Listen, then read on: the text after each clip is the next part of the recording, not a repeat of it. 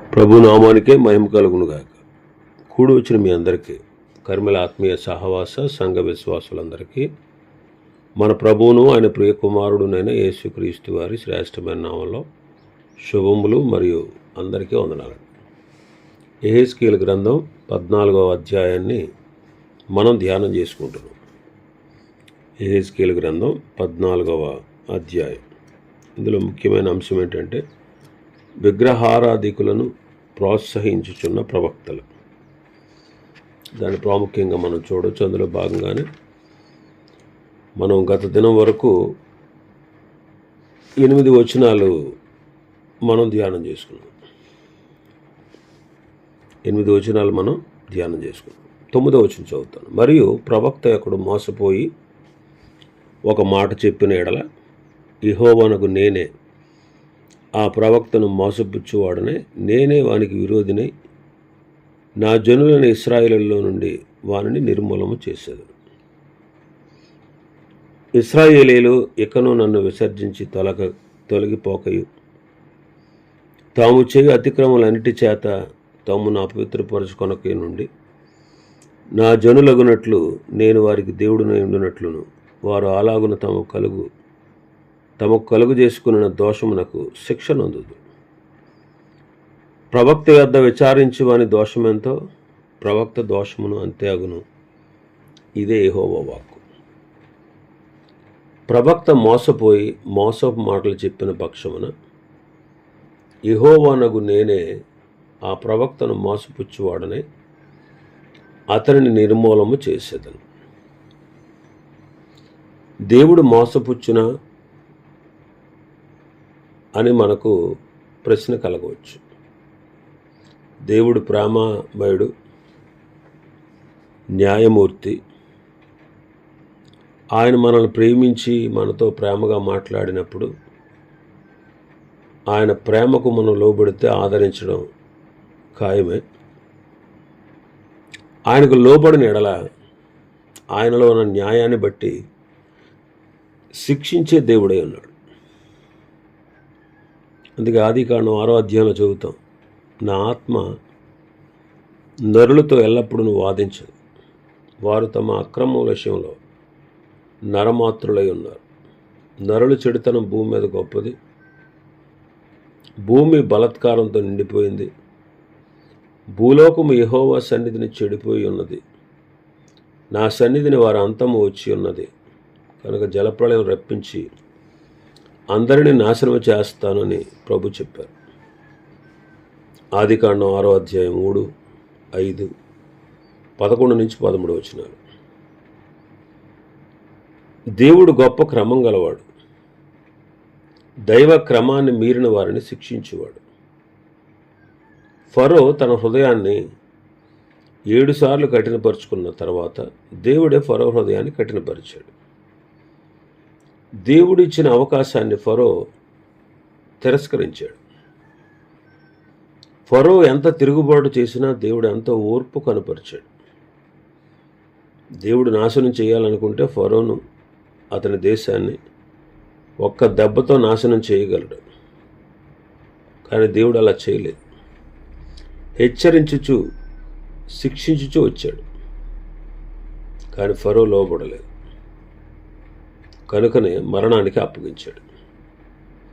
ఇశ్రాయేలీయులు కూడా దేవుని మాట వినలేదు కనుక వారి హృదయ కాఠిన్యానికి దేవుడు వారిని అప్పగించాడు. ఈనాటి దినాల్లో కూడా కొందరు రక్షించబడుటకు సత్యమును గూర్చిన ప్రేమను వారు అవలంబించక సత్యమును నమ్మక దుర్నీతి యందు అభిలాష గల ప్రజలను వారిని నశింపచేయడానికి అబద్ధాన్ని నమ్మినట్లు మోసము చేయు శక్తిని దేవుడు పంపుతాడు అంటాడు తెస్సలోనికీయులకు రాసిన పత్రికలో. దేవుడు గొప్ప క్రమం గలవాడు, ఆయన న్యాయమూర్తి. ఆయన ప్రేమకు లోబడిన వారిని రక్షిస్తాడు, లోబడిన వారిని న్యాయముగా శిక్షిస్తాడు. అందుకే 10, 11 వచనాలు అంటాడు, నా జనులగునట్లు నేను వారికి దేవుడినై ఉండునట్లు వారు అలాగూ తమ కలగజేసుకున్న దోషమును బట్టి శిక్షణ అందుతారు. అప్పుడు నేను యెహోవానని మీరు తెలుసుకుంటారు. దేవుడు శిక్షించుటలో ఉద్దేశం ఏంటంటే నశింప చేయుటకు కాదు, క్రమపరచుట కొరకే, ఆయన వైపు తిరుగుట కొరకే, దేవుణ్ణి తెలుసుకోవడం కొరకే.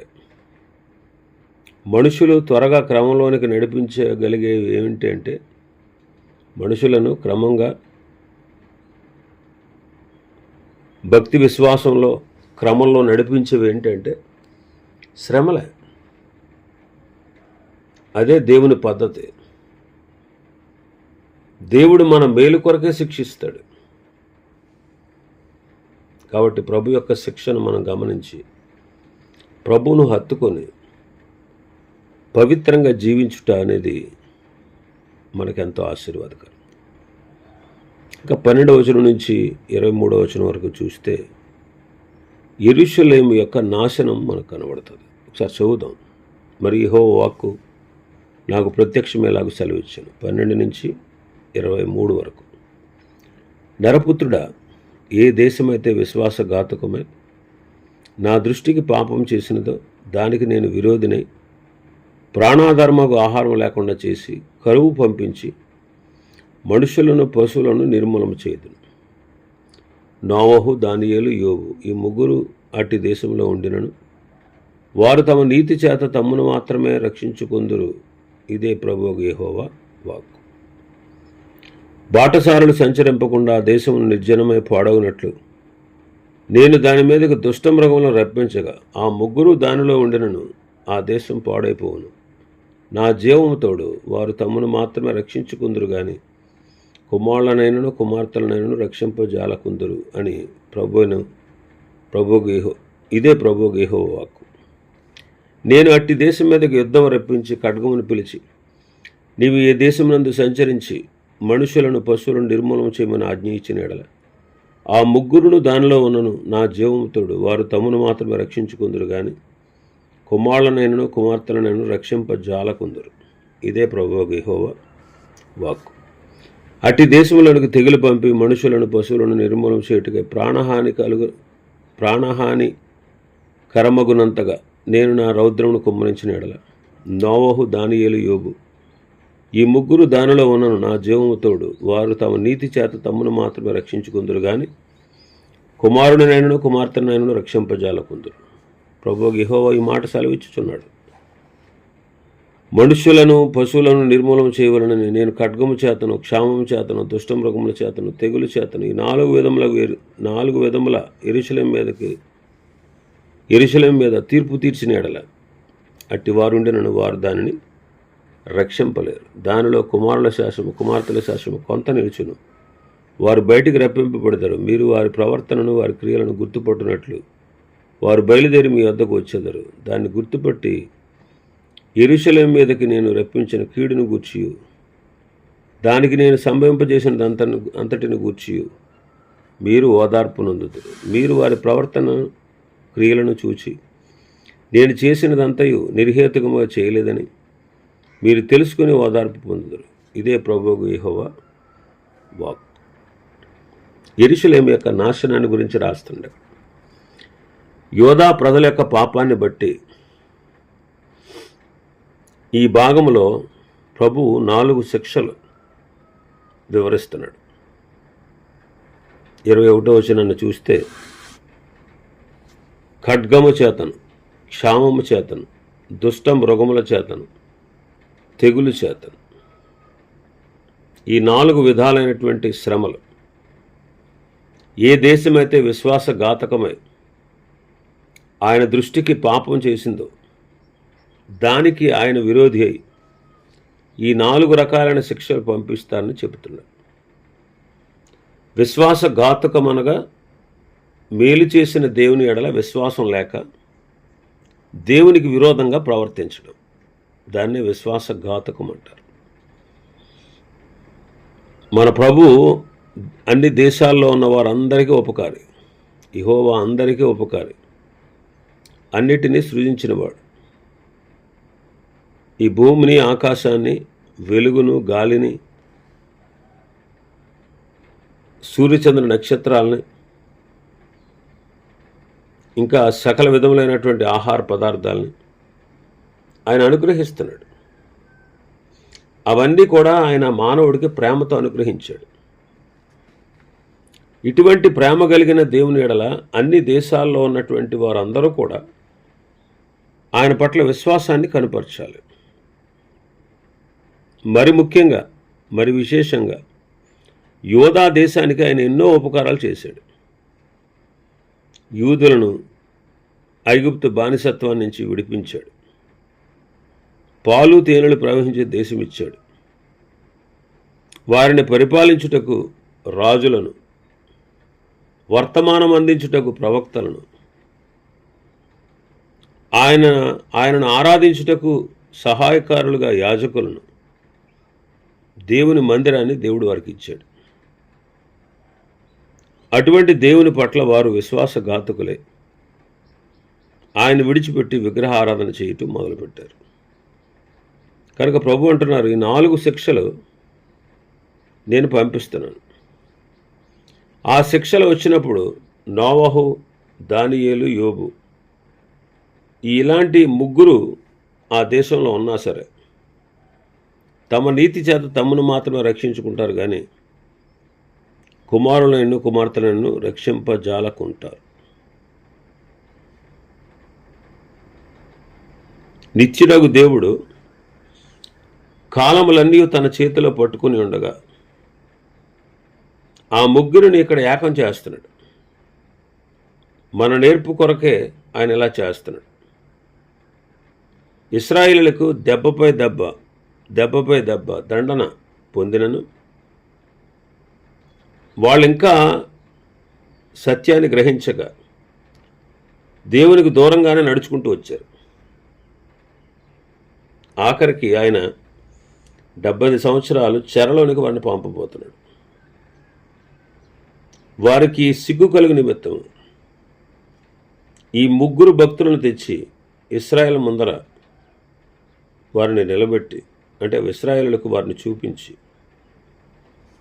ఒకవేళ నేను ఈ 4 రకాలైన శిక్షలు దేశం మీదకి పంపించిన ఆ దేశంలో ఇలాంటి ముగ్గురు భక్తులు ఉన్నా సరే వారు తమ్మును మాత్రమే రక్షించుకుంటారు, కానీ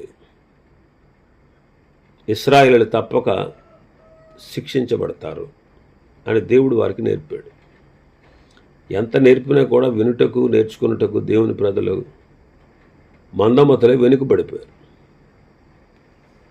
నోవహు, ముగ్గురు భక్తుల్లో నోవహు దేవుని ఓర్పు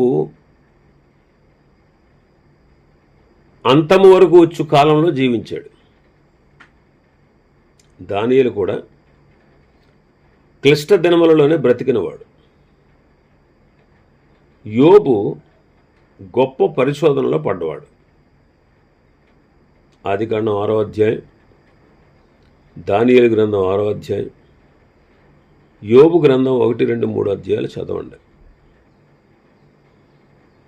ఈ ముగ్గురు గొప్పగా శోధించబడ్డారు. గొప్పగా జయం పొందారు. నోవహు తీర్పు జలముల్లో పడిన ఆ జనుల మధ్యలో ఒక ఓడను సిద్ధపరిచి విధేయుడై సురక్షితంగా ఆ జలప్రళయాన్ని దాటి వచ్చాడు. దానియేలు సింహాల బోనులో వేయబడ్డాడు. అయినా సరే నమ్మకస్తుడై వెనుతీయక జయం పొందాడు. యోబు సమస్తాన్ని కోల్పోయి ఆరోగ్యాన్ని కూడా కోల్పోయినా సరే అలాంటి పరిస్థితికి తేబడిన పడిపోకుండా ధైర్యంగా నా విమోచకుడు సజీవుడు, నేను ఈ దేహము చీకిపోయిన తర్వాత ఆయన నేను కన్నులారా చూస్తాను అని ప్రభువుని నమ్మాడు. ఈ ముగ్గురు కూడా గొప్ప పేరు పొందారు. ఎందుకంటే వాళ్ళు సంతోషంలో మాత్రమే కాదు, శోధనల వంటి నిప్పుల్లో నడిచినా సరే వారికి చింతలేదు. అంతేకాదు తాము పట్టిన పట్టు వారు వదలకుండా ఉన్నారు. దేవుడు ఈ భాగమందు వారిని మెచ్చుకుంటున్నాడు. ఇశ్రాయేల్ని దీనిని చూచి ఆలోచించి బుద్ధి తెచ్చుకొని మారు మనసు పొందుతారని ఆయన యొక్క ఆశ. అయితే వారు అలా చేయలేదు.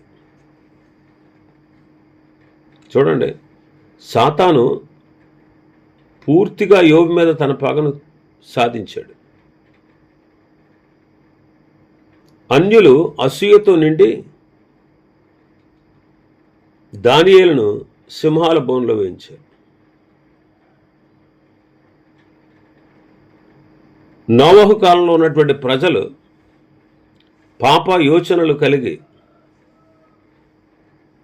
వారు పాపం చేత కొట్టుమిట్లాడుతూ ఉన్నప్పుడు, ఆ పాపంలో పడి మునిగిపోయి దేవుని మర్చిపోయినప్పుడు నోవహు జీవించి దాని ఎదుట నిలిచి పోరాడి జయం పొంది దేవుని తీర్పు నుంచి తప్పించబడ్డాడు. ఈ ముగ్గురిని చూసి ప్రభువుని నమ్మిన మనం కూడా పాఠం నేర్చుకోవాలి. ప్రాణాపాయం వచ్చినా సరే కదలకుండా నమ్మకంగా క్రీస్తు కొరకు నిలవాలి. ఇదే వీళ్ళ ముగ్గురు చేసిన పని.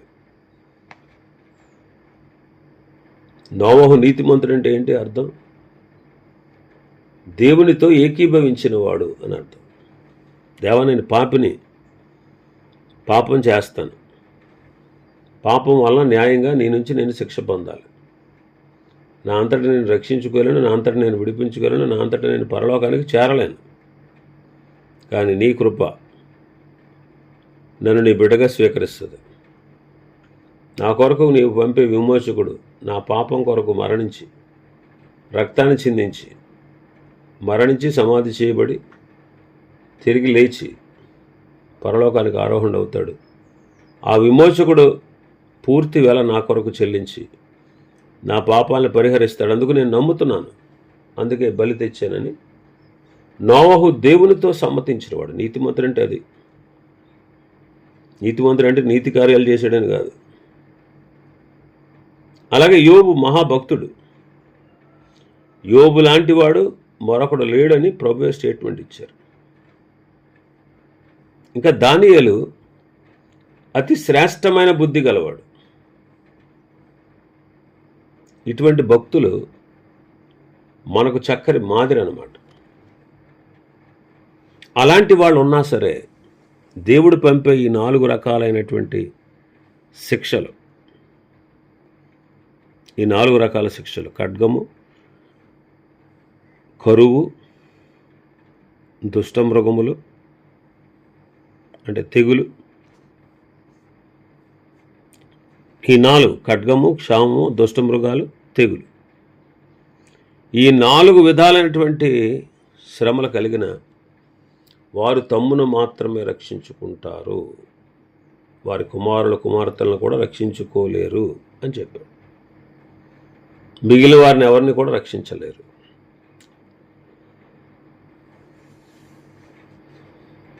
అయితే ఆయన ఏమంటున్నారంటే, దానిలో కుమారుల శేషము, కుమార్తెల శేషము కొంత నిలుచును, వారు బయటకు రప్పించబడతారు. వారి ప్రవర్తన, వారి క్రియలు మారతాయి. యెరూషలేము మీదకి వాళ్ళ ప్రవర్తన, వాళ్ళ క్రియలు చూసి, వాళ్ళ శేషముగా మిగిలిన వారి యొక్క ప్రవర్తన, వారి క్రియలు చూసి గుర్తుపట్టి, యెరూషలేము మీదకి దేవుడు అందుగా ఈ శిక్ష రప్పించాడు. నిజమే, ఆయన అలాగా శిక్ష రప్పించడం మనకు మేలుకే, మన మేలుకే, మనలో మార్పు కొరకే అని తెలుసుకుని, పర్లేదు ఇలాంటి సమయాల్లో ఇలాగ మనము మార్పు చెందుటకు శిక్ష పొందాల్సిన అవసరం ఉంది, అలాగే ప్రభు చేత శిక్ష పొందాలని మీరు ఓదార్పు పొందుతారు అంటారు. అన్ని జనుల ఎదుట నన్ను మీరు జ్ఞాపకం చేసుకుంటారు, మీరు చేసిన క్రియలను విషయమై మిమ్మల్ని మీరు అసహించుకుంటారు, కనుక శేషం మిగులుతుంది. ఈ అంత్య దినాల్లో కూడా శేషమే మిగులుతుందండి.